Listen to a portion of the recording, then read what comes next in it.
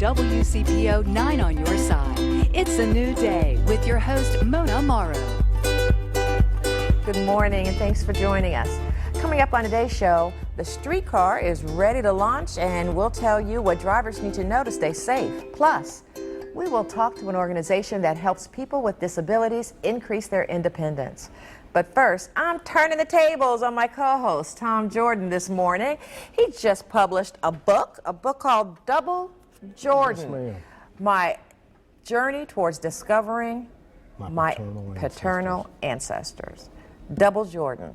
Double Jordan. Well, you're one half the Double Jordan, or actually you're both the Double Jordan, aren't you? I am both the Double So where Jordan. did the title come from? Well, the Double Jordan, the genealogy research is on my father's side of the family, and my father's parents were both surnamed Jordan, ironically. And if you know anything about the area where my father's family is from, Roberta, Georgia, Crawford County, Georgia, they tell you got to watch out who you're dating because everybody's related.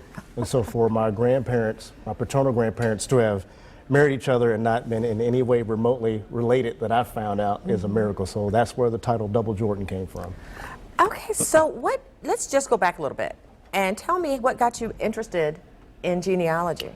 I have been getting bits and pieces over the years, especially on my mother's side. My father died, going back, my father died when he was 42, right before my 8th birthday. So my father's been gone 43 years, and I lost my grandmother, I was close to, and then what really turned the tables was the death of an aunt of mine in 2002.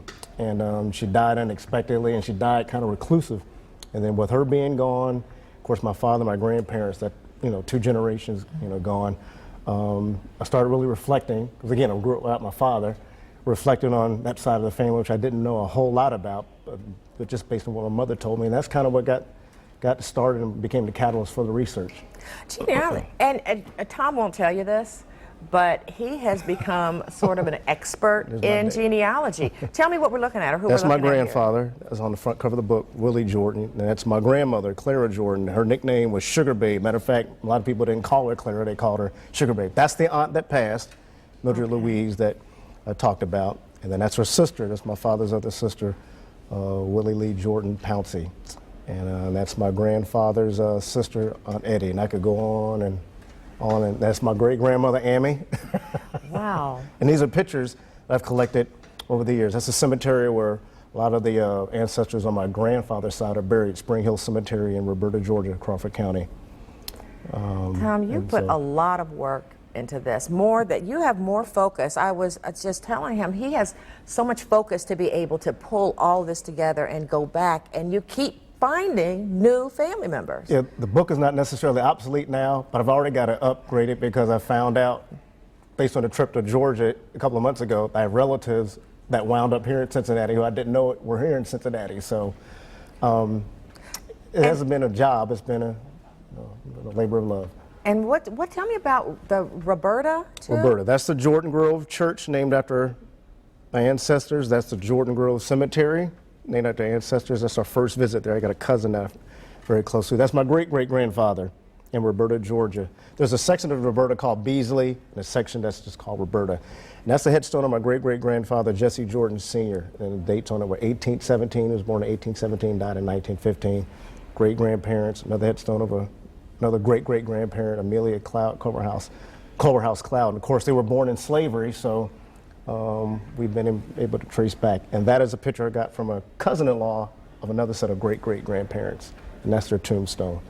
You have, this is amazing. What was the biggest surprise for you in all the research that you've done? Right there's a picture of a lady named Joanne Gibson Robinson, and I found out that her mother and my great-grandmother were sisters. Joanne Gibson Robinson was one of the 5 ladies who actually laid the groundwork for the Montgomery bus boycott, but never got a lot of credit for. Oh, wow. And she's wrote a book called The Montgomery Bus Boycott and the 5 Women Who Helped, I think, lay the groundwork. That's the subtitle.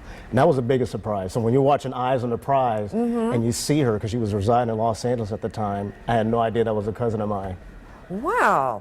So, all right, okay, maybe people are watching this and they're saying, well, maybe I can do this. All right, what advice do you have? Well, despite what Henry Louis Gates and a lot of people on TV tell you, it's a little more to it than getting stuff online. I got a lot of stuff online, but the biggest thing that's been a blessing to me has been able to connect with living relatives. And the one thing I want to share with everybody is Write down all the relatives that you have, young and old, especially the oldest, and cast your net wide. Don't assume that somebody doesn't have information, because that person just might have what you need. And interview them now. Interview them 2 and 3 times, and get that piece of the work done. Go look in your house and find everything that's stowed away in cabinets. Check with your mom. Like my mom has a bunch of old obituaries that I gleaned from. And then you can get online, and it makes it easier when you get online on search engines like FamilySearch.org or Ancestry.com, and you know who you're looking for based on the information you got from those oral interviews. So that would be the first important step. What is next for you? Working on my mother's side of the family. Okay. I should have guessed that. And I have some books that I've got concepts for probably about 10 books that I've got laid out, some for ministry and a lot of them on the family. And I may write about a little bit about even the men. Every pivotal point in my life is involved at transition and fatherhood, and I want to write about that in the future. But next up will be about my mother's side of the family. Tell me, what has it really meant to you personally to do this project? As it's come to fruition, and it took a lot to get it done, I've been really encouraged by family members who have read it and said, you know, you become a family guru. Thanks for telling our family history. And it's amazing, Georgia's 544 miles away, and I think because I wasn't in the mix of a lot of stuff, maybe a lot of drama, it was easier for me to tell the story than it was for somebody there. So it's been very encouraging in the feedback that I got. And we had the information on how to get information to you, or how to get the book. It's on Amazon.com. It is on Barnes & Noble and Books A Million. And people can email you and ask for information as well at thomasdjordan@gmail.com. Thomas D. Jordan. I did not know your middle name was Darren, and he told me his family has called him Darren. That's what they call me. Forever, but we always call him Tom. So you can get information about this book and get this book. And even if you are trying to learn how to do genealogy, this book can be a really good guide for you. That was one of the goals for it too, also, help people do genealogy. Well, thanks, Tom. I fooled everybody thinking I'm an expert. You are an expert. He is an expert. Let me just say, people locally know him, that he is well known, and he does workshops at the library and everything. He is an expert on genealogy, so you can email him with your questions. Double Jordan. Tom, thank you so much, and congratulations. Thank you. I'm so proud of him. Coming up next when we return, our streetcar is here. How to enjoy it and stay safe.